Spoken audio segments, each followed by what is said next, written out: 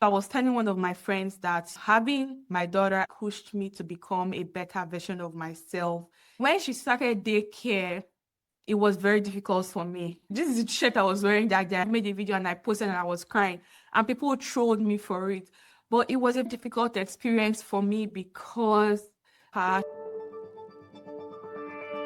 everyone, welcome to Behind the Scene of Hanergy. If you're just joining this channel for the first time, my name is Mistura, and this channel is solely to talk about what goes on behind the scene, just like in movies.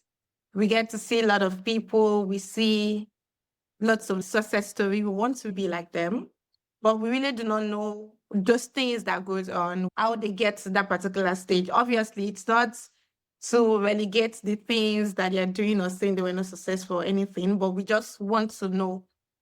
We want to travel along the line of how they got to where they are within a few minutes. So today on this session, I am excited to host Karen Ochie. She's a data scientist, a digital storyteller, and a new mom who openly shares piece of her life through YouTube and Instagram. Karen represents a generation of women navigating multiple identities at once, building a professional career in data science, documenting live online. You need to really see our YouTube channel, like volunteering, supporting friends and family. I'm actually one of those she's supporting. And now she's embracing motherhood. But behind the created posts and milestones are real moments that many people don't see. A pregnancy journey that she has described. I think I saw it on, was it Instagram? I can't remember, yes. Then like the discipline we don't see and the quiet responsibilities that come with being the firstborn in many families. I know there's this firstborn, first daughter syndrome that Nigeria, like you go online and you're just seeing first daughters, you're like the next mom, you're like this, like that. Today, we want to go behind the scene of resilience, balance, motherhood, and the reality of showing up for others while still building your own life. So, welcome, Karen. Thank you.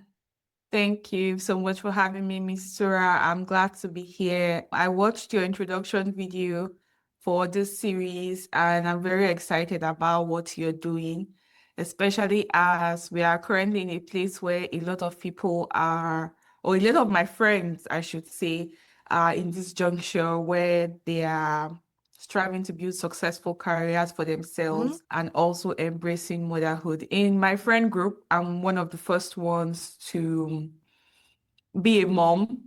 So I feel like it's good to document the process. I like storytelling either ways. I have always liked content creation, but I've just been doing it for my small WhatsApp, my friends, my family to update them what's happening. And then a couple of people have reached out to me saying, "Oh, how are you doing it? You know, what are you doing? How's your experience? Is it doable?"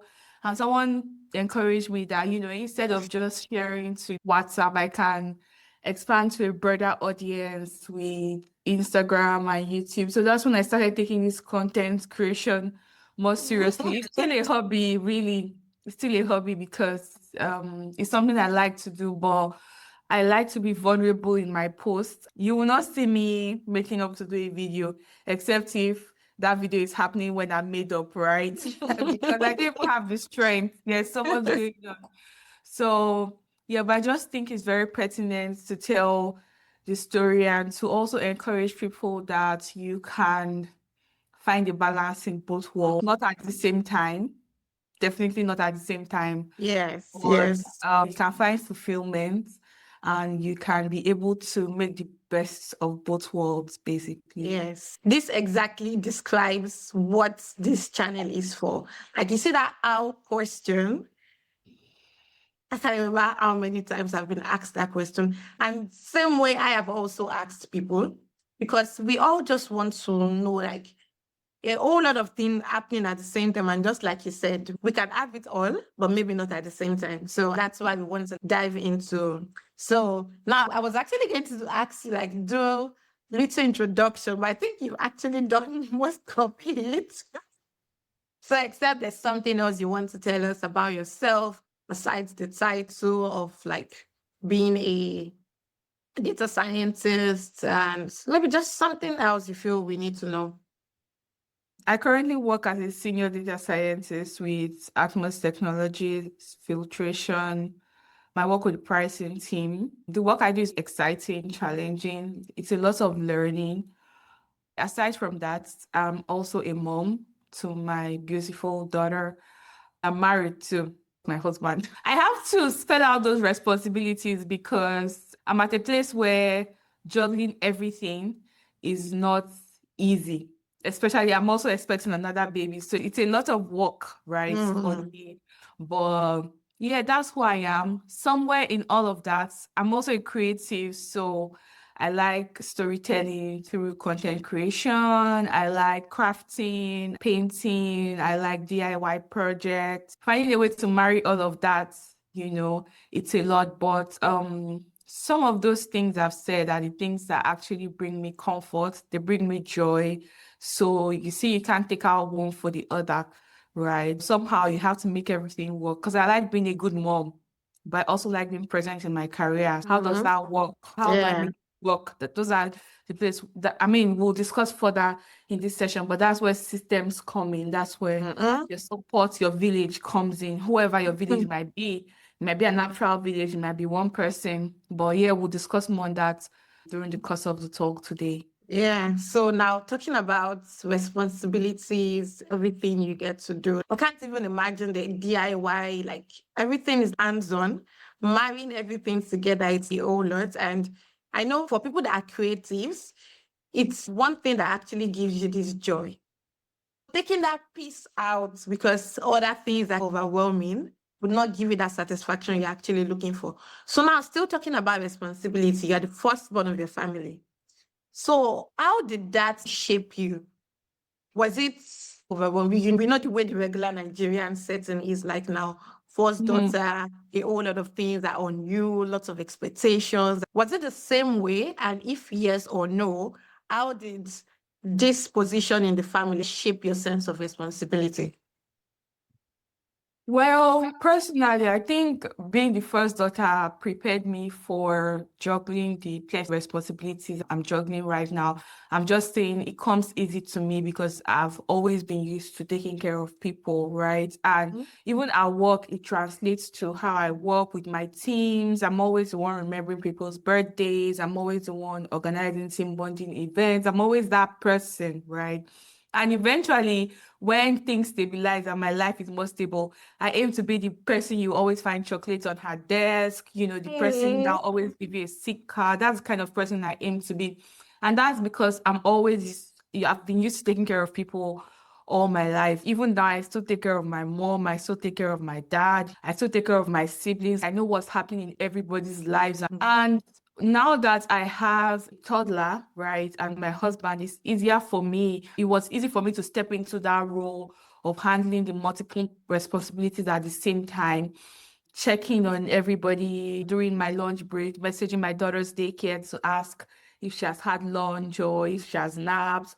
Meanwhile, texting my husband to say, have you done this? Have you done that? Managing the bills. So I feel like being the first daughter or being the first child really helped me or shaped me into the role of being a mom. And now, initially, it was funny. Initially, I feel like I had to mother my siblings, but the year I gave birth to my daughter, my youngest sister graduated from the university. So it was just like Oh, I so just you started handed another over, yes.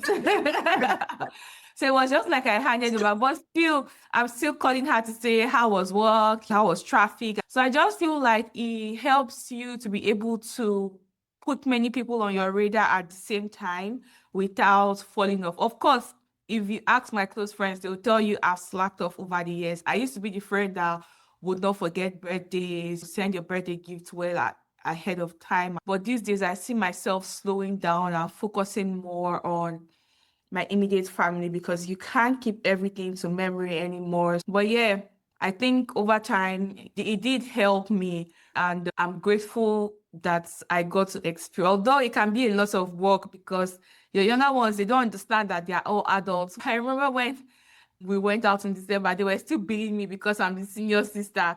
Aside from that, it's a good experience for me, especially in December. It was a rewarding experience when my birthday, they all threw me a party and got me something nice. That was the first time they were celebrating me in their own capacity, right? And it was like, oh, they really see me and they really appreciate my efforts. The responsibility is worth it, and I'll not have it any other way, to be honest. Return on investment. That's what I used to call my youngest sister, my investments. Share, you mentioned earlier why you started the storytelling on YouTube, documenting. Yeah, they talked about what inspired it, how questions, and the fact that you are the first amongst your friends that has gone through this phase. Have you ever struggled with deciding what parts to share and what to keep private? Mhm.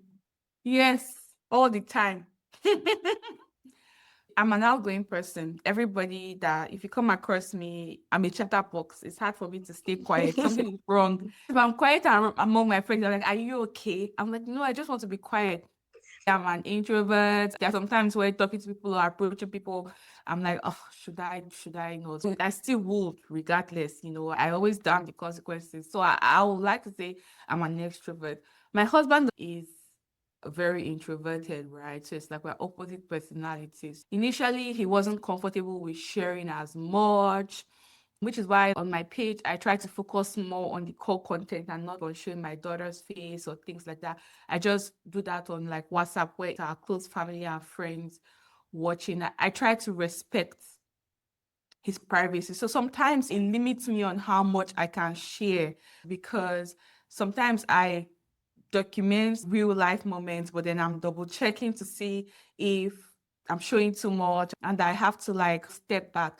Meanwhile, the reason why I started this in the first place is because when I was in the oil and gas, there were platforms where women would come and share their story and tell you how you can balance it all and you can have a career and have a family. When I think back to those days, I did not grasp how difficult it would be. I never thought I would really question if I want to have a career. But after I had my daughter, I did question it. I asked myself if this is what I really wanted, if I still wanted to continue working. It was a lot of work. Once you're in the diaspora, especially the US, we get just 12 weeks of maternity leave, and I have to resume work back. And then you have to manage taking care of your baby and also working. I'm grateful I even got the 12 weeks because of my company policies. Eventually, I got 18 weeks, and I had my mom around. I had the good ends of the stick, but still, it was overwhelming for me. In these sessions I used to attend, there was the fact that these sessions were even made available when I was in the oil and gas industry. Female role models that had done it. And so you knew that it was attainable. Now to where I am now, where I'm in tech space, and in my team, I'm the only data scientist, right? There is no other female data scientist in my company, right? So I had to step out of my box. I had to look for women that had done it in other fields and reach out to them to mentor me, like the CEO of my company, the leaders in other teams. I had to reach out to them to say, how did you do it? Females in the engineering space, like, how did you do it? How did you manage having a family and coming this far in your career? So speaking to them one-on-one really inspired me. They will share these stories with you, how they were nursing at work, how they were running from daycare. I remember one of my mentors, she told me her daycare was across the company, and every lunch break, she had to run across to the daycare, breastfeed, then come back. These stories were really inspiring. I'm like, do people even know this? Like when I was still a girl and deciding to get married, I didn't know that this is how it will be, you know? So I'm like, I don't think it would be a bad idea to share this story with people, you know, but there's still a limitation on what I can share. But I really try to be as honest and vulnerable as I can. And to be honest, while I tell people how difficult it can be, I also make sure I let people know. If you know me, you'll know how much I let you know that is also a fulfilling experience. I will not have it any other way. I love my daughter and I love spending time with her. I love playing with her and I love wearing matching outfits with her. But that doesn't mean I cannot do that and also have a career and be good at it. It meant I had to push myself more. I was telling one of my friends that having my daughter pushed me to become a better version of myself. When she started daycare, it was very difficult for me. This is the shirt I was wearing that day. I made a video and I posted and I was crying, and people trolled me for it. But it was a difficult experience for me because I was so close to her. She had not been away from me for a whole day before. Like, we are always everywhere together. We go grocery shopping together. We go on girls' trips. We have movie dates together as young as she is. And then you're saying I should be away from her for a whole day because I want to work. It was a difficult moment for me, but eventually I held on to my mentor that told me she kept going across her children's daycare was across the street. And so I did the same thing. I put her in a daycare not too far from my office, like a 3 minute drive. So the first couple of days, if they call me that, oh, she's crying, I've gone to pick her up. I'm also grateful for my job, for the flexibility. My manager understood that transition period would be tricky. So she allowed me. If they say, oh, she has a stomach upset, I'll go pick her up and stay with her. And eventually, after a month, we're good. Right now, she tells me bye. In the morning, if I say no daycare today, she's like, no, we are going to school. That first period was very difficult for me. At that time, I held on to my mentor who told me how she had done it, and eventually it was worth it and she enjoyed it. Even now that I'm navigating life, having a toddler and having a baby, I have a mentor that said how she did it, and it was difficult the first couple of years, but after the first year, they start playing with each other and it gets so much easier. So having those stories, I'm holding on to it and saying, okay, this person did it. That means I Mhm. can do it. I can push myself to do it. That kind of inspires me to share my story. I'm like among my friend group, to be honest, I was not the first to have a child, but among all of my friend group, I'm the first person that's going to be having 2 children, right? So like I know some of my friends that maybe are just finding out they're pregnant and they're like, class captain, you're going to tell us how to do it. But sometimes, as Newton said, if we stand tall, it's because we stand on the shoulders of giants. Very important to have those shoulders to stand on. So this is as regards to motherhood. I've also realized that even in terms of career progression, there is a need for me to identify leaders that have done it. So I have another mentor who is not a lady, he's a man. He probably won't even understand my struggles in terms of, oh, I'm breastfeeding or I'm having cramps, but he will understand my struggles in terms of I'm not presenting effectively with my team, I'm not communicating effectively with my team. I'm able to get support from him from that aspect and add everything together to make myself a holistic person. The most important thing is you're always inclined towards growing. You're always looking for ways to push yourself. Some days will be like, you don't want to go again. For instance, this interview, this is like the third time. We've rescheduled twice because motherhood has been flogging us. But you just have to, the most important thing, you're still willing to show up for yourself. Mhm. I keep thinking, like the way people say, oh, I aspire to be like this person. It will really mean a lot to me if my daughter, when she's a teenager or she's in high school, she says, I aspire to be like my mom. You know, when Mhm. I think of that, I'm like, I have to keep pushing. I have to be a good example to her. Mhm. And that's one thing that encourages me. And don't get me wrong, there's some people that they feel like it's not necessary, you're destined to be a stay-at-home mom. That's okay. That's fine. So that's a very valid choice. I did not get 2 master's degrees to be a stay-at-home mom. I could have stopped at my bachelor's if that was my intent. I feel like God has given me the capacity to do more. So I might as well push myself to do more. Yeah, I like that. Like identifying your strengths, know what you can do, And I think the most important thing is having people to mentor you. It's not possible for you to have one mentor for everything. Identify what you like in this person, what you want to get from this person, identify them. It even reduces the burden you put on those people. Like, I'm always running to you for everything. At some point, you're like, what's up? Yeah, I think I like that. And the greatest motivation is like you want your daughter to look up to more and be like, yeah, I really want to be like my mom. And that's Yeah. beautiful. So you shared yours. Now talking where you talked about your daughter, your managing and everything. Now I want to take you a step back. But funny enough, you're still within that same phase. Why? Because Sorry. of my nose. Are you sure? You talked about the journey, you shared it on Instagram, balancing.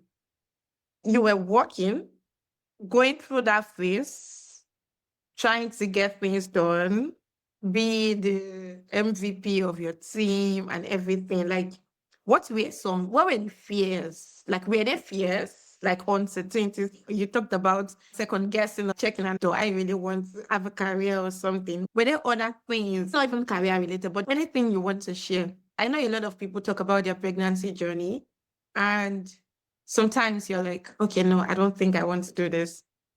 And sometimes you're like, oh, okay, maybe it's something we can actually do because that's what this space is for. Just want to know, how did you navigate that phase? What were the fears?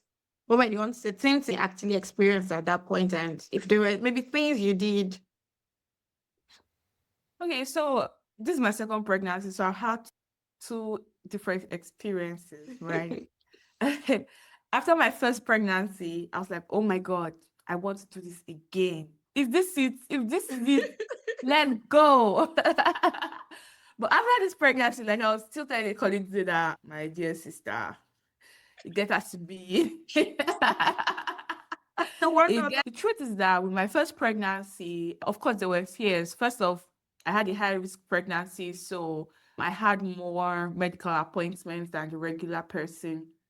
There was uncertainty. There was a time where they found some medical issues from the scan, and that was the longest 2 weeks of my life because we then had to do DNA testing where they go in to test more, and they found nothing. That period, there was a lot of fear. I had to remain relevant at work because I was having a new addition. So I was like, oh, my job has to be secure. When you hear stories of layoffs, you're like, oh my God, how is this going to affect this new life I'm bringing? So there was that fear. But overall, it went well. I had a good pregnancy with my daughter. I was healthy all through. I was exercising. It was difficult. I had nausea, but I wasn't vomiting. My skin was glowing. So everybody thought it was going to be a boy. Up until when I was about to give birth, you wouldn't really know I'm pregnant because my bump was, I wore the pregnancy well. But with this pregnancy, as you can tell from my nose, it's high risk too, but I don't know if I should say it was riskier because I had a condition called SVT at the beginning, my second end of first trimester, beginning of second trimester. And that has slowed me down because I couldn't work out as I used to. You need to take things easy.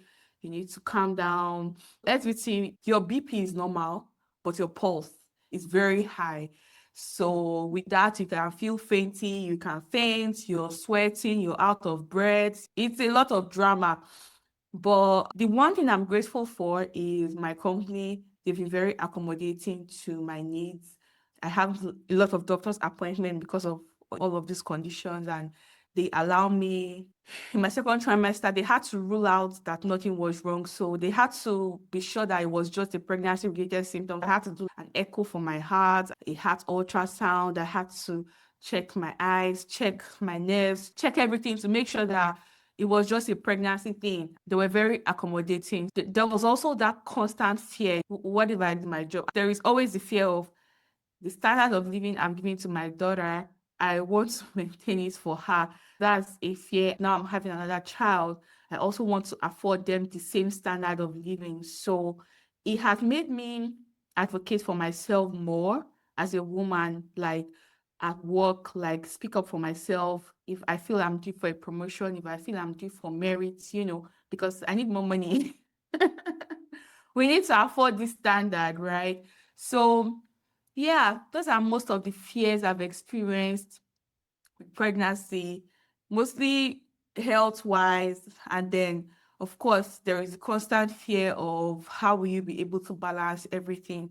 But one thing I want to tell anybody that is listening to this today is that God has just blessed women, right? You will expand somehow.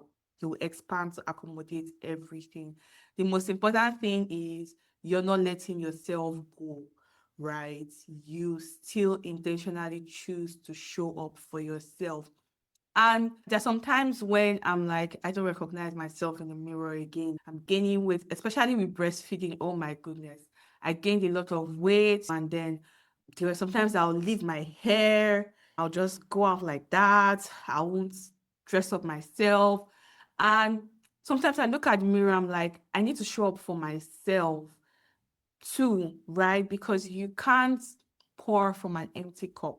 A cup has to be full for it to overflow. And even if it's not full to overflow, there has to be something inside for you to pour out of it. So being a good caretaker of myself is also showing up for my daughter, is also showing up for my husband. So I keep those things in mind. And then sometimes I tell myself, doing something is better than doing nothing. Going for a walk for 10 minutes is better than having sat down. Because sometimes, as women, you're like, it's not making so much impact. Why bother? Do bother. No matter how small it is, little drops make a mighty ocean. It really does. So just whatever you can do, you do it. Especially when it comes to house chores. Sometimes I'll wash plate and stop halfway. I sure started. So tomorrow we have plates to use. Tomorrow we continue from the remaining half. I cannot do everything as once as I used to do, especially with the complications from my pregnancy this time around. Before, if you come to my house, kitchen island, there should be nothing there except from fresh flowers. Before, when I was still pregnant, even for my daughter, everywhere should be spick and span. Every Saturday, I sweep, I clean, I mop. But now, we mop when the Lord gives us the strength. Sometimes I'll mop half and I'll stop. I'm like, tomorrow we'll continue from where we stop. But something I've realized is you think they are not seeing, but your children are seeing you. You know, these people that you brought into the world and you want them to be the best version of yourselves, they are seeing you. Sometimes them being the best version of themselves starts with them seeing you be the best version of yourself. Yesterday, we went to the bathroom and we have a mop in the bathroom. My daughter is 1 year old. She took the mop and she was trying to mop the floor. She sees already. She wants to wear my wig. She wants her own lip gloss. She knows they are dressing up. If I'm dressing up and I have not dressed her up, she's crying already because she knows I'm going out without her. She's already picking up on these behaviors. That's the same way she's picking up on when she sees me working on my laptop. She wants to work on her own laptop as well, right? So she's already learning some behaviors. So the little you can do to influence them, you should. And I take it back to my mom. My mom works so hard. She's not professional, but in her own space, she works so hard. And every time I want to give up, I remember how hard she works and how she goes out and comes back every year. I can't even give up. If she had worse conditions than I did and she made it work, what's my excuse really? Me that they've given so much more opportunities. Maybe she didn't hand them over to me on a platter of gold, but she gave me the pedestal to get this opportunity for myself. So I don't take that for granted. Yeah, I hope I answered the question. You did. Like as you were talking, I was just speaking and learning. Like it's obviously you cannot pour from an empty cup. And you're the first mirror your children actually see. Mhm. They emulate, they learn these things. You think they are not watching, all of it. She picked up the mop and she did that. The day she would do something else or work the way you work, that's when you know. Not every day. When I finish dressing her for school in our bedroom, we have a very big standing mirror. She'll go in front of the mirror and she'll look at herself and she'll smile. And every time when I take her pictures of my food, she will look like she wants to see the pictures. So my husband was saying she's already picking up the vain aspect of me, but I told him I don't think it's the vain aspect, it's the self-aware aspect. And if she's self-aware, I don't mind that. And you can tell she is already. Like when she does an errand, like maybe she trashes, if I change her diaper, I give it to her, she takes it to the trash herself. She's clapping for herself. She's not even waiting for you to tell her she did good. She knows she did good. Exactly. And if you're the mom that you're always talking yourself down and you're always breaking down and complaining and nagging, just seeing it Do too. the same So you thing. have to like show up for yourself and do what makes you happy. If doing your hair makes you happy, by all means indulge yourself. If doing your nails make you happy, by all means. And crafting makes me happy. I have the equipment I have for crafting. I say yes. Because I like doing it and I'm already making her interested in wanting to craft with me, and just to tell her that aside from book or work, there are other outlets of fun, and giving her that exposure as well is something I'm really grateful for, to have the opportunity. Well done. Do what makes you happy. I think that's very important. So now, outside of the nuclear family, like you talked about showing up a lot for friends and all of it. How, yes, motherhood has made you like take a step back. And sometimes when we remember those moments, we're like, I used to actually be like this. Or maybe your friends recall those moments and they're like I really want to maybe go back to this. Do you ever feel this emotional guilt or maybe exhaustion at times? Like maybe you trying to now do it again and you're like, oh no, I really just can't. Do you feel the guilt, the exhaustion? And if yes, how do you try to make people understand? Because I think that's one mistake a lot of people are doing today. You want to give, forgetting that the particular phase of your life is actually changing. And maybe you were putting boundaries. To some people, the word boundary might look too big. Like, are you trying to stay back? But we used to be like this. Like there are lots of people that after they got married, some intentionally or intentionally just zoned out lots of their friends, while some unintentionally, probably it became so overwhelming and they're like, no, I think I just really need to focus on this. So, but for you, you still try as much as possible to like get your friends together, but like you mentioned, not exactly the way it used to be. So, how do you like take that guilt away or make people actually understand this is the new reality? Okay, so I'm going to, I'm a scientist, right? So I'm going to quote one of the laws of thermodynamics, right? That says energy can never be created nor destroyed, but can be converted from one form to Wrong another. from another. The same thing if you want to calculate volume, right? Material balance equation is accumulation is equal to mass out minus mass in, right? If the mass out is more, right, it's going to translate to, if the mass Out is more, less. the mass Yeah. in is less. If the mass out is less, the mass out more than accumulation is more. Same Yeah. thing with human capacity, really. You feel bad, but you're one person, right? All that love you had for all these other things, it's not like you've decided to become a witch. You are now transferring that love to something else, remember, right? Somebody whole else. And to be honest, I feel like I tell people, like, I thought I loved my mom. I thought I know I can die for her, but my point is, I thought that was the ultimate love. And then I met somebody else, another human being that is a man, that made me feel like the same way and more, right? And I thought, oh my God. I mean, if you know me, you know me before when I was recently married, when I was dating, like, I'm always posting my husband everywhere. Yeah. Even though he hated it though, because that's how I show love. Like, I'm very proud of my friends, right? On your birthdays, on your important days, I'll post you. If my phone reminds me of you, I'll post you, right? So, and then I had my daughter, and I was like, I thought I loved my husband. I love him, but I thought that was all I could feel, is what I need to say. I thought that was all the love in my heart. But somehow I was able to transfer it to this person that I love eternally. And I'm still one human being at the end of the day. I can't have that love for everybody. And one thing I know that has helped me with my friends is communication. I try to communicate with them very clearly. It's not easy for me. I'm not an advocate of suffering in silence all at all. Oh. My mom is always telling me that thing. You should suffer. Nobody should know you're pregnant. No, I said, no. I want all my friends to know so that once I enter, they'll say, carry your leg up. What will you eat? No, no, no, no, no, no, no, no. I don't believe in suffering in silence at all because there's no medal for it. It does not work that way. So I communicate with them. Like my best friend, right? I had a couple of best friends. My best friend from university, we used to talk every other day. And when I became a mom, when she became a mom first, right? Please understand that she can't talk to me every time.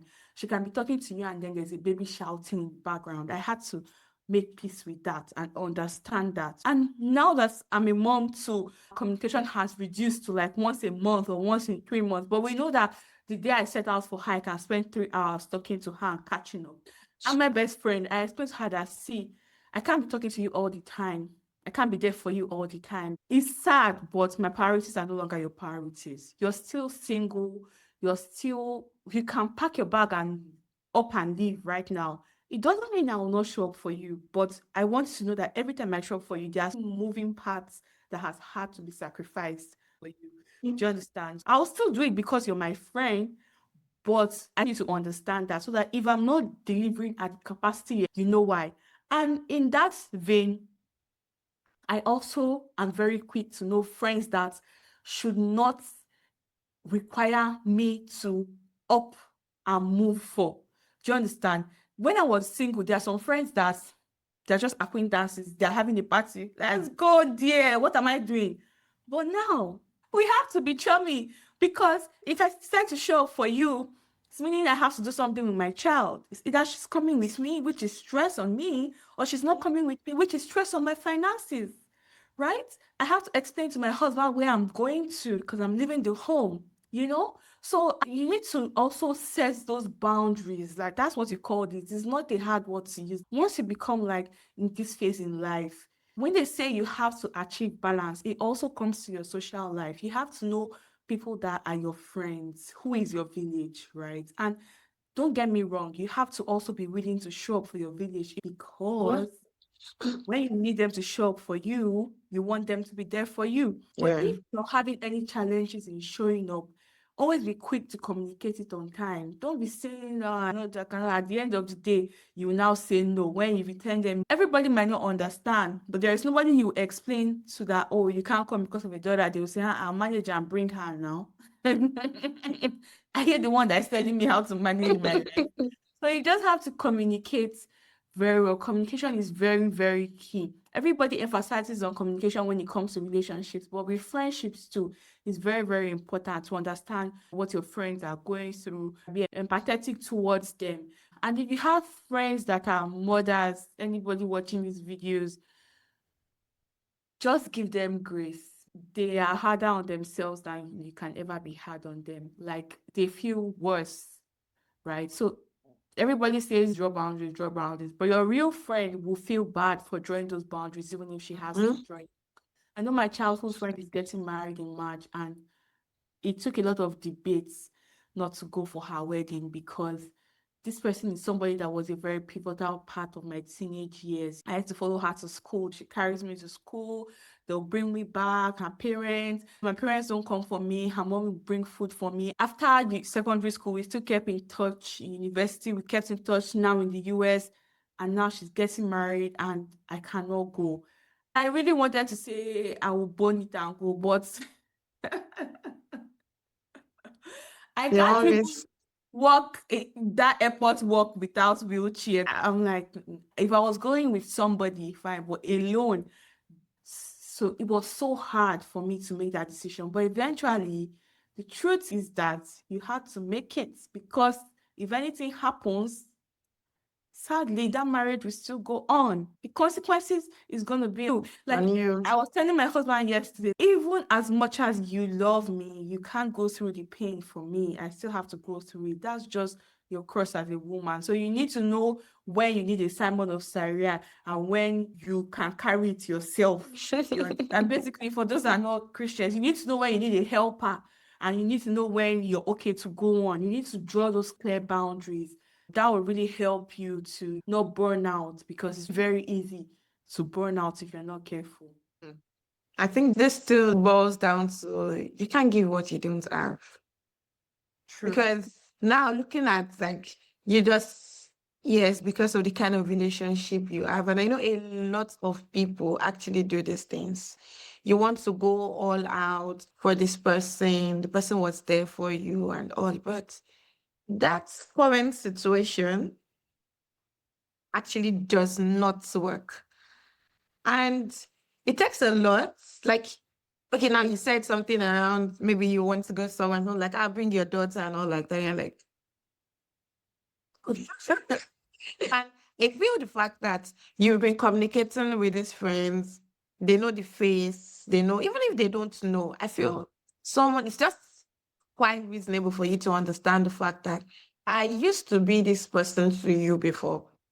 And now, if I tell you I really cannot be available at that moment, there's actually a particular reason.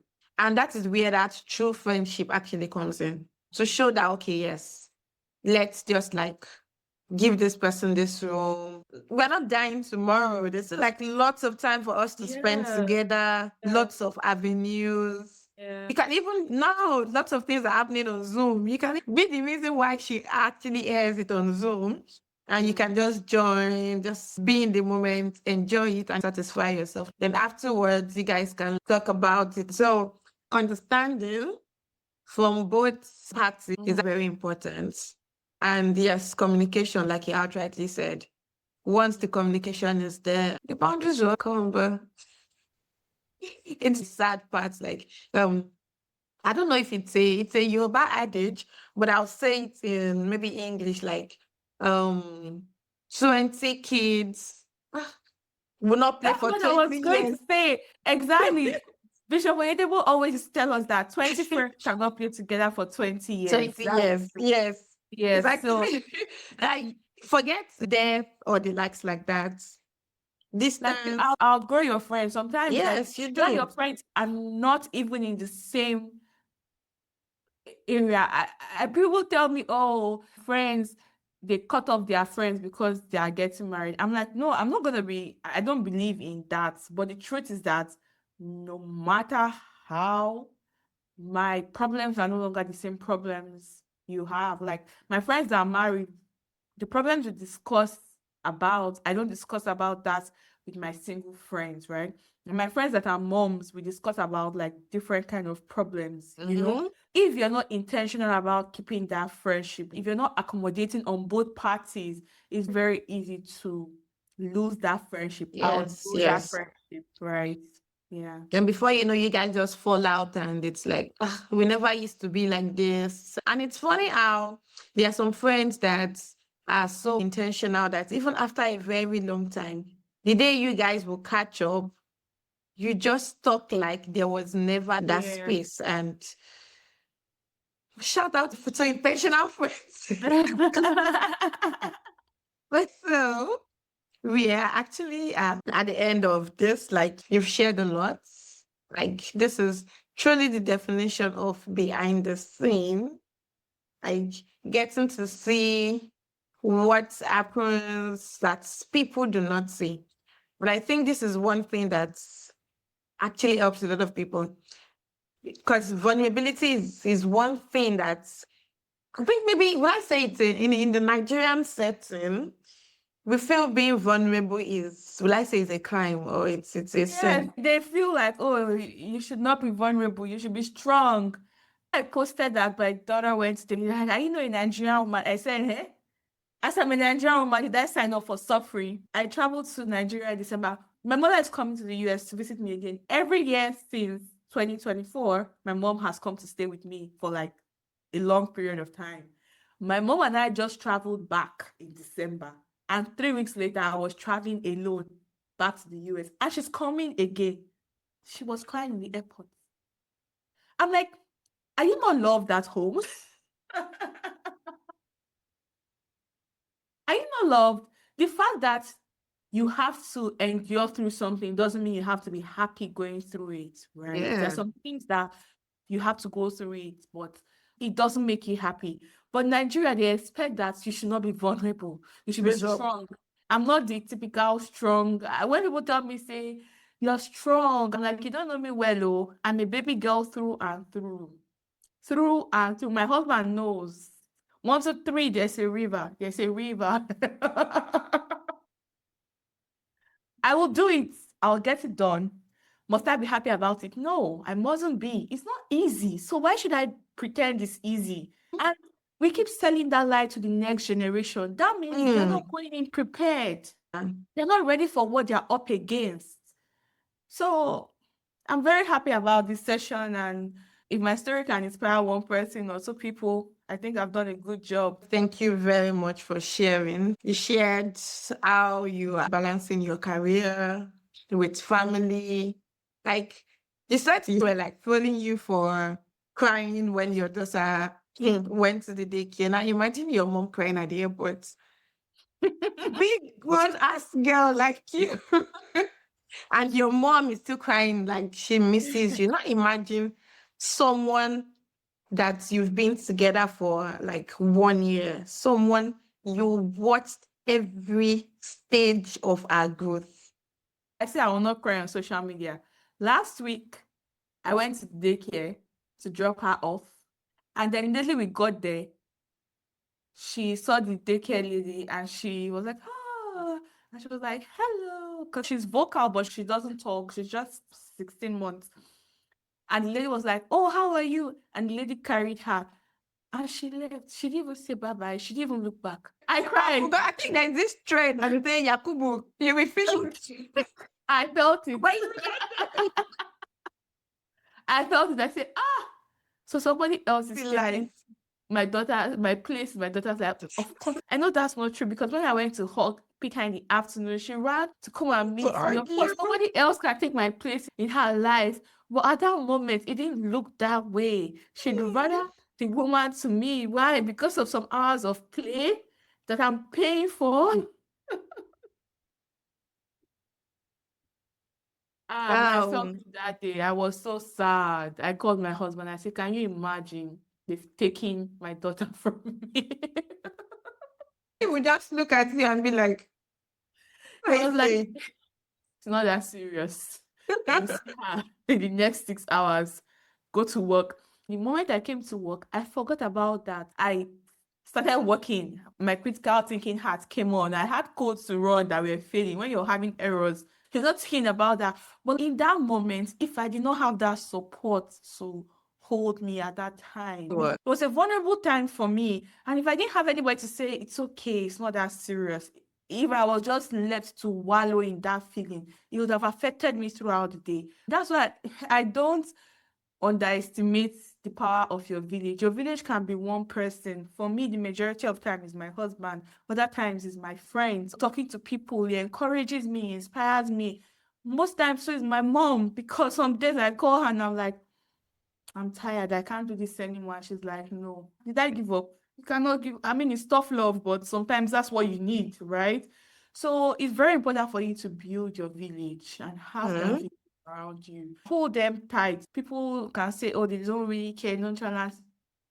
It's very good to like be intentional. Not everybody can be a part of that village, but if you identify your villagers, show up for them too. Hold them tight, because the day you need to collect from them is coming. So identify your villagers, show up for them.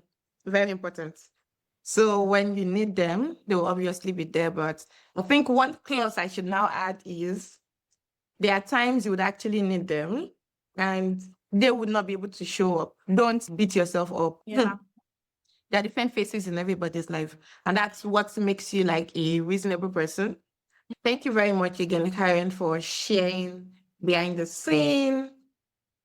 I'm sure everybody watching this would have picked one or two things. And if it's not relatable to them, maybe at this moment, probably in future, they would remember that they heard something, or even have a friend that really needs to watch this. So please subscribe, share with your friends, and turn on the notification, because you don't know the next person's story you're going to hear that's even going to inspire you. So thank you very much once again, and it was a pleasure having you. Bye-bye. Bye.